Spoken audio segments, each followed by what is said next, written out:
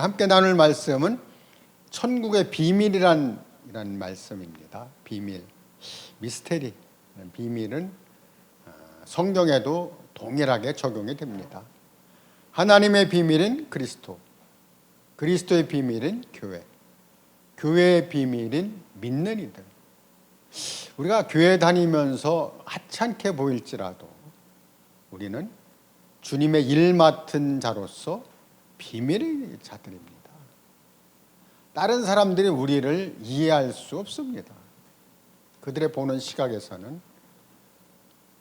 헛일을 하고 있다라고 생각할지 모르나 우리는 절대 그렇지 않습니다.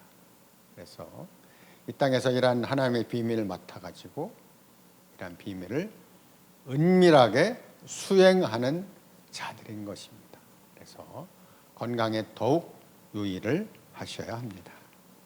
천국에 관한 이런 부분에서도 천국의 비밀이라는 것은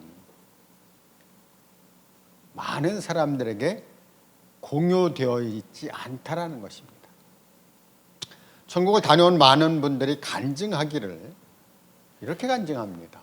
천국은 이렇게 되었습니다. 또 다른 분이 다녀오신 분들은 이렇게 되었습니다. 저는 거기에 아멘 합니다. 천국이 똑같다면은, 본 것이 똑같다면은 그건 가짜일지 모릅니다. 왜 그러냐면은 우리는 그 성소, 지성소 안에서 그 지성소의 그 크기가 성막일 때는 10규빗이었습니다. 가로, 세로, 높이가 10규빗이었고 성막에서도 발전해서 성전일 경우에는 20규빗이었는데 이 규빗이라는 단어는 44.6 정도 됩니다. 그래서 45로 잡고 10규빗이면은 성막의 그 지성소의 크기는 4.5m라고 보시면 됩니다. 가로 세로 높이가 4.5m다. 그리고 성전일 경우에 솔로몬이 지은 성전일 경우에 특히 그 20규빗이라고 할 때 가로 세로 높이가 9m다 이렇게 보시면 됩니다. 그러나 새 예루살렘 안에서의 이 그 크기는 12,000 스타디온인데 그 스타디온이 그 12,000이면은 한 2,100여 킬로미터가 됩니다. 2,100킬로미터면 서울과 부산을 5번 이렇게 400km로 잡고 그런 정도의 크기가 장광고가 같은 이란 그 새 예루살렘 크기 안에서 우리가 보고 온 것이 한 곳뿐이라면은 그것이 이상한 거죠. 그래서 천국을 간증하는 많은 분들이 본 것이 다른 것은 그렇게 이해할 수 있습니다. 많은 분들이 천국을 보고 와서 우리에게 말을 해주었습니다. 그 자체가 비밀이기 때문에 그러한 비밀이 조금씩 열어지고 우리도 알게 되었습니다. 우리는 성경 안에서 이러한 천국의 비밀에 관한 이러한 부분들을 말씀을 통하여 봅니다. 계시록 4장에서는 보좌가 있고 무지개가 있고 내생물이 있고 12보좌가 있고 24 장로들이 있고 이렇게 쭉쭉 나와 있는 것을 보는데 벽옥으로 되어 있고 이렇게 되어 있는데 특별히 계시록 22장에서는 보좌가 있고 거기 정금길이 있고 정금길 가운데 생명수가 흐르고 생명수 강 좌우에 생명나무가 있고 거기에 이제 12가지 실과가 맺히고 달마다 맺히고 그 잎은 만국을 치료하고 있더라. 이렇게 아주 그 그림이 이렇게 잘 묘사되어 있는데 이 모든 것들이 비밀입니다. 아는 사람만 알게 되어 있지 모두 다 공유되어 있지 않습니다. 어떤 때는 성경을 여러 번 봤는데도 이게 왜 이제 내 눈에 띄지? 이럴 때가 있습니다. 그래서 성경의 말씀을 써놓은 것 자체가 비밀로 되어 있기 때문에 천국을 아는 것은 그렇게 쉽지 않습니다. 그래서 많은 사람들이 천국을 얘기할 때 누가복음 17장 20절에 관한 이런 부분들 얘기합니다.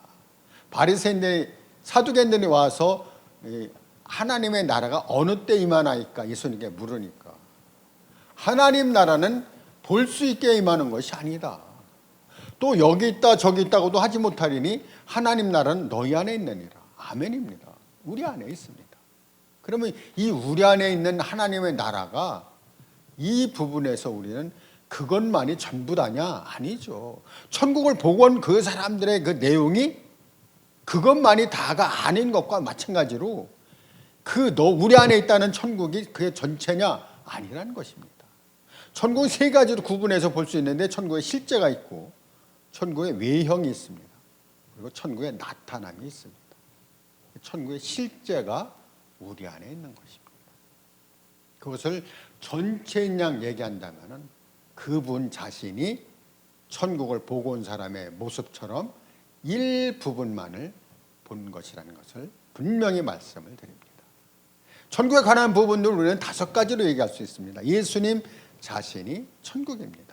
그래서 요한복음 2장에서는 제자들이 예수님께 보소서 이 성전의 건물이 어떠하니까 이렇게 말씀을 드리니까 예수님이 이렇게 말씀하셨습니다. 이 성전을 헐라 내가 사흘 동안에 일으키리라. 자기 육체된 이것이 성전이라는 것을 우리에게 계시해 주셨습니다. 그래서 예수님 자신이 우리의 성전 그리고 천국의 실제인 것입니다. 두 번째로 볼 수 있는 것은 성령이 천국입니다. 그 성령은 마태복음 28장 20절에서 볼지어다 세상 끝날까지 내가 너희와 항상 함께 있으리라. 오늘 우리는 성령과 함께 성령의 임재 안에서 이런 사역을 합니다. 아까 성령 하나님 찬송을 부를 때 그 아주 느낌이 아주 기쁜 것은 성령이 우리 안에 인치시고 우리를 계속해서 만지시고 터치하십니다. 주님 말씀이 이렇게 말씀하셨습니다. 누구든지 인자를 거역하면은 사심을 얻되 누구든지 성령을 거역하면은 이 세상뿐 아니라 오는 세상에도 사심을 얻지 못하리라. 우리는 성령의 이 복음 사역을 거스르지 않기를 배워야 합니다. 성령을 거스르면은 절대로 사심을 얻지 못할 이런 것을 잊지 마시고 이렇게 성령이 우리를 터치해서 그분의 천국 안에 우리를 이끄시는 것이 두 번째 성령이 천국입니다. 세 번째로 볼 수 있는 것은 교회가 천국이죠. 교회 생활은 천국의 미리 맛봄입니다. 교회 생활 안에서 우리는 그 부분에서 하나님의 비밀은 그리스도, 그리스도의 비밀은 교회 이 안에서 우리는 비밀스럽게 그리스도의 몸을 건축해 나가고 있습니다. 우리가 알든 모르든 교회 생활 안에 있다는 것은 그리스도의 몸 안에 있는 것입니다. 우리가 몸을 보지 못할 수도 있습니다. 몸이 하나인데 많은 지체가 있고 몸에 여러 지체가 있으나 한 몸인 것 같이 그리스도도 그러하니라 이렇게 말씀하십니다. 그래서 그리스도의 그 몸인 그 교회 생활은 우리의 천국의 실제이며 미리 맛봄이라는 것을 우리는 알 수 있습니다. 네 번째로 볼 수 있는 앞으로 도래할 천년 왕국이 천년입니다. 천년 동안에 우리는 공동 왕으로서 주님과 함께 그 공동의 이런 왕위를 이렇게 수행해 나갈 것입니다. 다섯 번째 볼 수 있는 것은 새 하늘과 새 땅, 새 예루살렘이 천국의 실제입니다. 이렇게 5가지 잊지 마시고 이런 부분에서 우리는 천국에 관한 부분을 얘기할 때 어느 한 부분만 얘기하는 그것에 관해서 거기에 올인하거나 집중하지 않아야 됩니다. 우리가 그림을 볼 때도 마찬가지로 그림을 전체를 보고 이렇게 얘기하지 한 부분을 뭐 잘못 그렸네 이렇게 얘기하지 않습니다. 전체를 놓고 그 그림을 감상하고 거기에 이렇게 기쁨을 나눌 수 있는 것입니다. 이렇게 천국에 관한 부분들을 주님이 마태복음 13장에서 천국에 관한 부분들을 비유로 말씀해 놓으신 그 이유는 어떤 사람에는 알게 해놨고 어떤 사람은 알지 못하게 해놨다는 것을 볼 수 있습니다. 이렇게 천국을 아는 이런 부분에서 우리는 주님께 감사를 드립니다. 그 비유로 말씀하실 때 4가지 땅을 말씀하셨죠. 길가, 돌밭, 가시떨기, 좋은 땅. 우리는 좋은 땅이 되기 위해서 계속해서 우리의 마음을 경작을 해야 됩니다. 때로는 부부싸움을 통하여 우리는 좋은 땅에서 길가로 바뀔 수도 있고 돌밭으로 바뀔 수가 있습니다. 그럴 때 주님께 다시 돌이켜서 경작을 하고 돌이켜서 좋은 땅으로 바꿔야 됩니다. 누가복음 9장 58절에서는 60절에서는 쟁기를 잡고 뒤를 돌아다 보는 자는 하나님 나라에 합당치 않다라고 말씀하실 때 그러한 쟁기로 우리의 마음판을 계속해서 갈아야 됩니다. 어떤 사람이든 좋은 땅에서 일생을 지낸다는 것은 쉽지 않습니다. 또 길가에 있다라는 그것은 이 사단이 와서 천국 말씀을 들을 때 빼앗아 버린다고 할 때 이런 것을 빼앗기지 않도록 우리의 마음이 항상 말씀 안에서 이런 부분을 늘 염두에 두어야 할 것입니다. 특별히 시편 1편에서는 복 있는 사람에 관해서 말씀을 하실 때 복 있는 사람은 악인의 꾀를 쫓지 아니하고 죄인의 길에 서지 아니하고 또 오만한 자의 자리에 앉지 아니하고 오직 여호와의 율법을 즐거워하며 그 율법을 주야로 묵상하는 자라고 말씀하십니다. 이렇게 말씀이 계속해서 내 안에서 리바이벌 될 때 묵상할 때 우리는 그 생명 안에서 성장하고 자라고 성숙될 수 있을 것입니다. 이런 생활 가운데서 주님이 우리에게 부탁하신 말씀이 있는데 그 말씀이 장사하라는 것입니다. 장사라는 단어를 놓고 봤을 때 우리는 왜 장사라는 단어를 우리에게 주셨을까? 장사가 과연 좋은 단어는 아닌데 성전에서 매매하는 자들이 소 팔고 양 팔고 이런 부분을 환전하는 이런 사람들 왜 그게 필요했냐면 성전 안에 왜 필요했냐면요. 먼 데 있는 사람들이 그 재물을 갖고 끌고 올 수가 없어요. 그 돈을 들고 싸가지고 와서 성전 안에서 소를 사서 재물을 드리고 또 돈이 좀 적다면은 염소나 양이나 사서 드리고 그것도 없다면은 비둘기를 사서 드리고 이렇게 해서 그 드린 그 재물 갖고 그 피를 내서 성막에 성소에 뿌리고 번제단에 뿌리고 그렇게 하면서 죄를 사함을 받았거든요. 그러니까 그런 것들이 필요한데 왜 그 주님이 그걸 다 엎으시면서 나의 집을 강도의 굴로 만들지 말라고 하셨고 또 다 그걸 엎어서 내쫓으셨을까? 이런 부분에 있어서의 장사하는 부분이 좀 어폐가 있지 않느냐는 생각이 들 수 있지만 거기에 한 번 더 깊게 생각해 주시기 바랍니다. 누가복음 19장에서는 그 어떤 사람이 먼 나라로 가면서 은 10문화를 가지고 한 사람의 한 문화씩 나눠줬습니다. 10사람에게 나눠준 다음에 내가 돌아올 때까지 장사하라 이렇게 명합니다.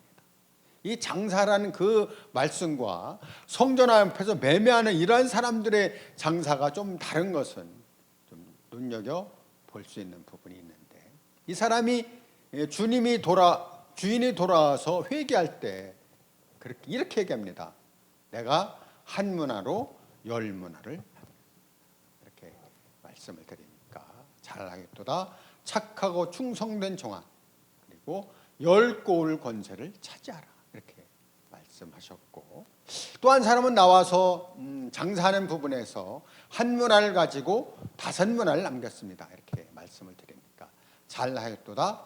착하고 충성된 종아 5고을의 권세를 차지하라 이렇게 말씀하셨습니다. 그러나 한 사람이 와서 한 문화만 갖고 와갖고 이렇게 얘기합니다. 당신은 엄한 사람이라 두지 않는 것을 취하고 심지 않는 것을 거두는 사람인 줄 알았기로 내가 땅에 감춰놨다. 그럴 때 약하고 게으른 종아 내가 엄한 사람인 줄 알았다면 그 돈을 은행에다 맡겨서 별일이라도 찾게 하지 않았으랴. 그래서 그렇게 은행임 곧 교회를 말씀하신 것인데 교회 생활이 그만큼 중요하다라고 말씀을 드립니다. 그래서 한 문화를 가지고 10문화를 남기고 5문화를 남기고 이러한 장사는 우리에게도 필요합니다.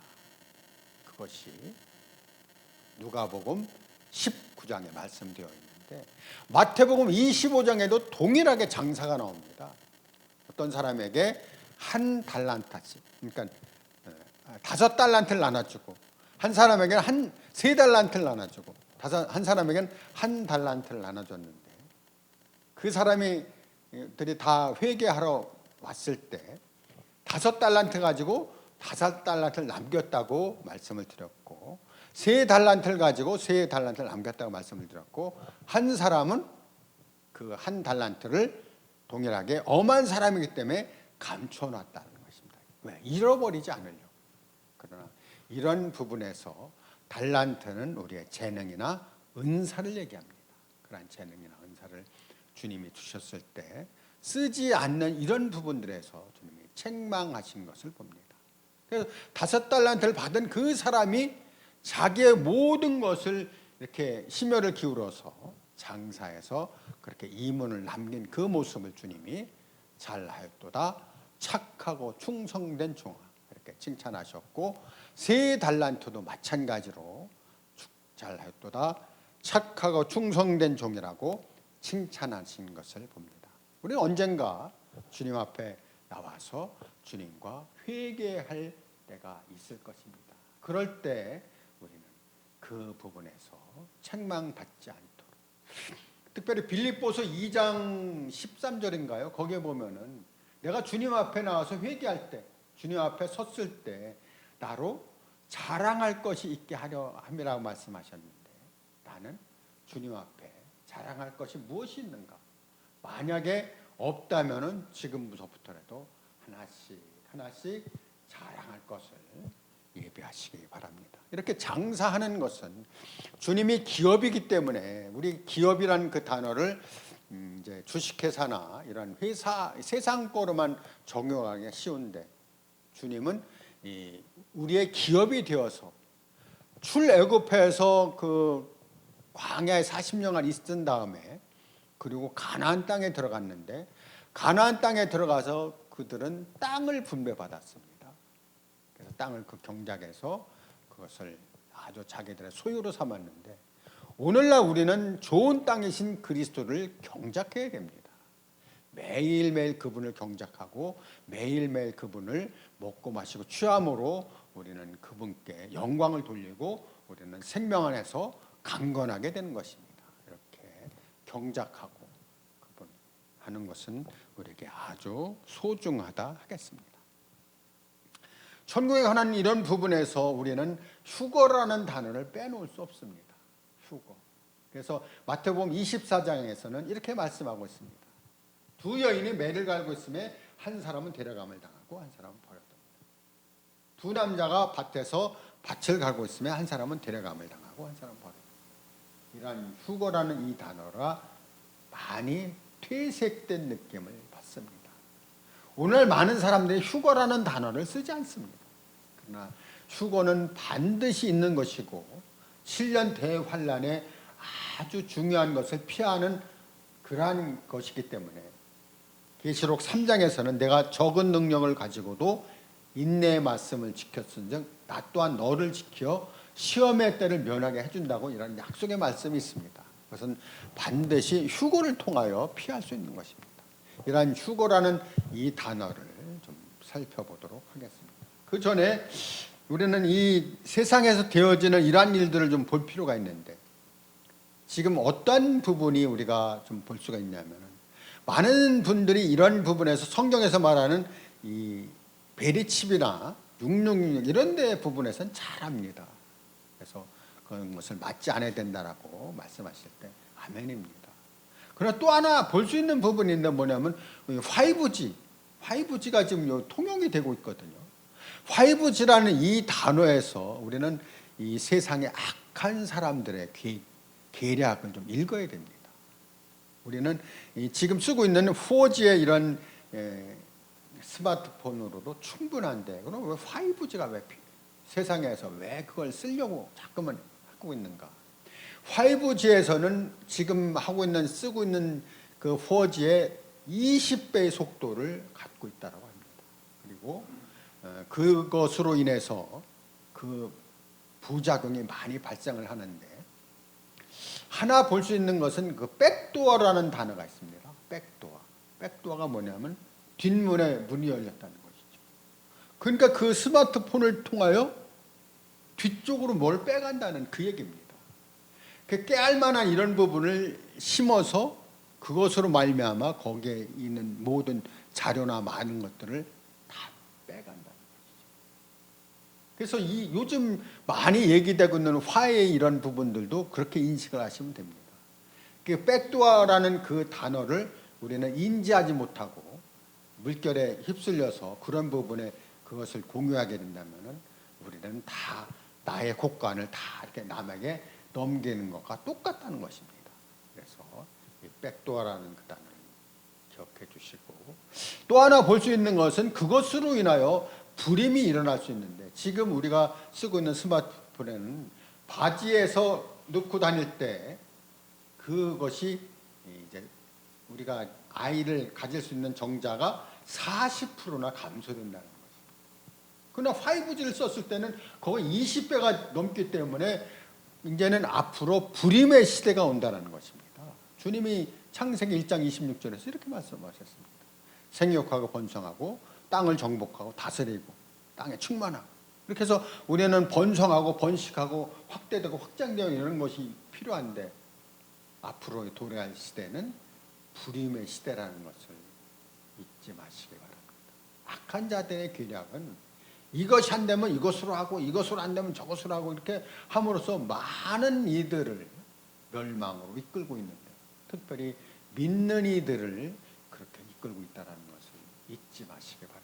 우리는 거기에 속아서 우리가 매매를 못하게 하는 이러한 부분들에서 베리침을 받지 않는 것으로 안심해서는 안 되고, 앞으로 도래하는 많은 이런 경고의 이런 일들이 일어날 때 우리가 경고의 나팔을 불므로써 많은 사람들에게 경고함으로 그것을 피할 수 있도록 이렇게 이끌어 주시기 바랍니다. 이 휴거라는 단어는 이 계시록 7장 6절에 보면은 이 보좌 앞에 아무라도 능히 셀 수 없는 큰 무리가 있다라는 것을 보는데, 휴거는 단번에 이루어지는 것은 아니죠.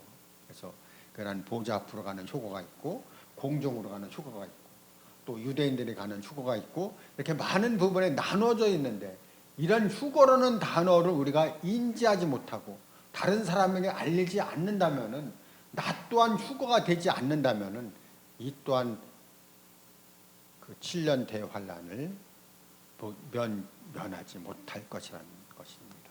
그래서 그 환란, 7년 대환란이 앞으로 도래할 이렇게 갑작스럽게 이끌어져 오는 이런 부분의 일들이 발생할 것인데, 그런 것들이 우리는 평안하다, 안전하다 할 때에 이끌어진다라는 것을 살펴볼 수 있습니다. 자, 이러한 일들이 그러면 언제쯤 일어날 것인가, 이것을 한번 좀 보고 좀 정리하도록 하겠습니다. 데살로니가 전서 4장을 좀 보겠습니다.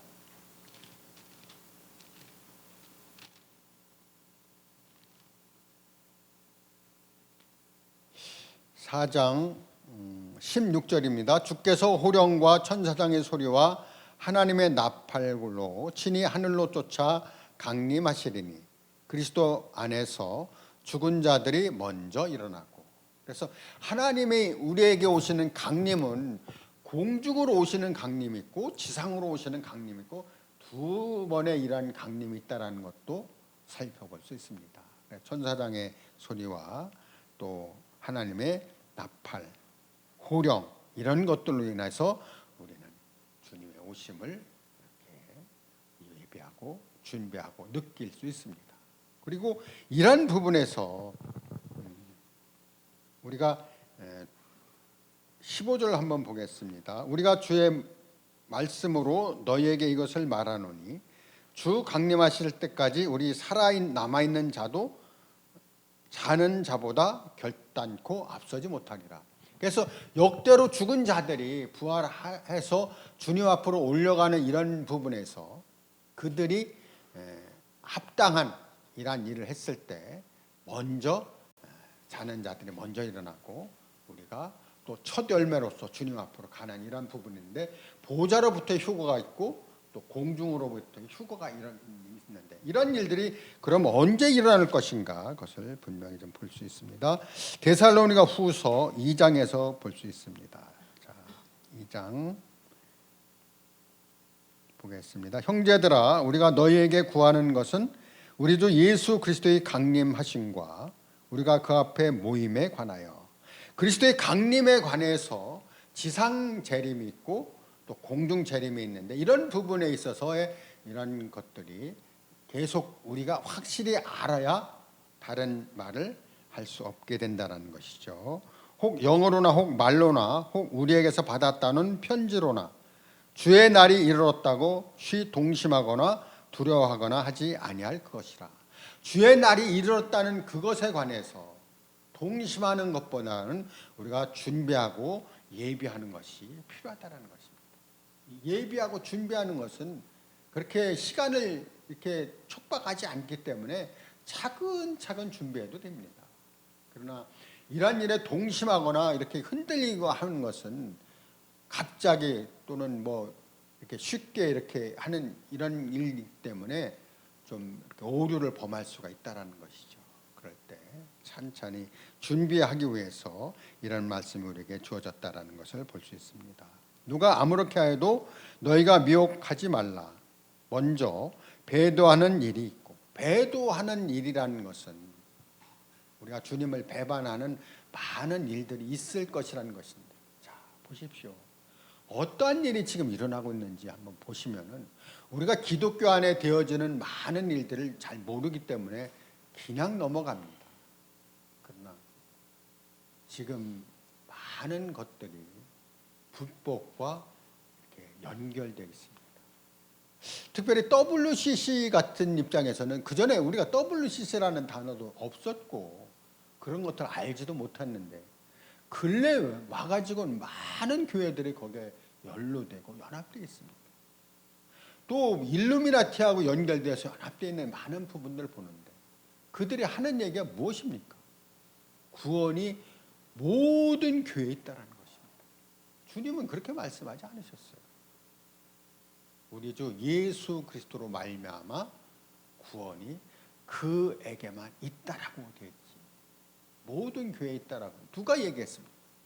이런 부분에 있어서 우리는 이 배도하는 일, 이러한 일이 지금도 성행하고 있다는 것은 이렇게 지금 진행이 되어가고 있다는 것입니다. 우리가 정말로 깨어있지 않다면 이러한 일에 있어서 미혹되고 걸로 넘어가기 쉽다라는 것을 보는데 배도하는 일이 있고 저 불법의 사람 곧 멸망의 아들이 나타나기 전에는 이르지 아니하리라. 주의 날이 이르렀다고 동심하고 하는 이런 부분들은 이 배도하는 일과 멸망의 아들이 불법의 아들이 나타나기 전에는 이르지 않는다는 것입니다.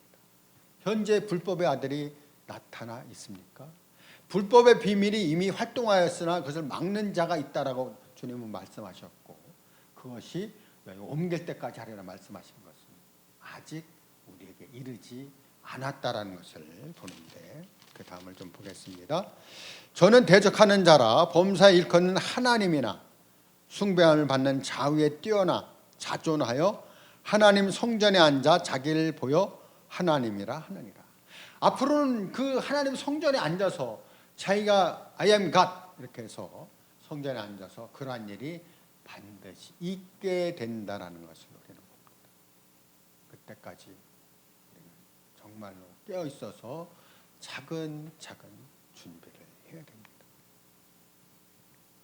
내가 너희와 함께 있을 때 이것을 너희에게 말한 것을 기억하지 못하느냐. 이것을 계속해서 사도 바울은 데살로니가인들에게 얘기를 해줬다는 것입니다. 얼마나 얘기했습니까? 데살로니가 교회 3주밖에 있지 않았습니다. 우리가 이러한 일들에 가서 하나의 그 본을 보아야 되는데 우리가 이러한 모든 성경의 말씀을 알고 그들에게 잘 말해줘야 됩니다. 그래서 사도 바울이 데살로니 교회에게 말한 것처럼 그래도 모든 사람에게 불법의 이란 사람이 나타나고 멸망의 아들이 나타나고 그 다음에 그가 하나님 성전에 앉아 자기를 하나님이라고 할 때까지 우리는 흔들리거나 이렇게 하지 않아야 된다는 것을 주님은 우리에게 말씀하고 있습니다. 이런 되어지는 많은 일들 가운데서 아까 말씀드린 이런 휴거라는 그 단어를 꼭 잊지 마시고 주님이 우리를 이러한 7년 대환란에서 피하기 위한 방편으로 휴거라는 것을 두었다는 것을 잊지 마시고 주님이 우리를 데려가서 이런 환난을 능히 이기고 주님 앞에 설 수 있도록 모두를 축복하시기를 주의 이름으로 축원합니다. 기도하겠습니다.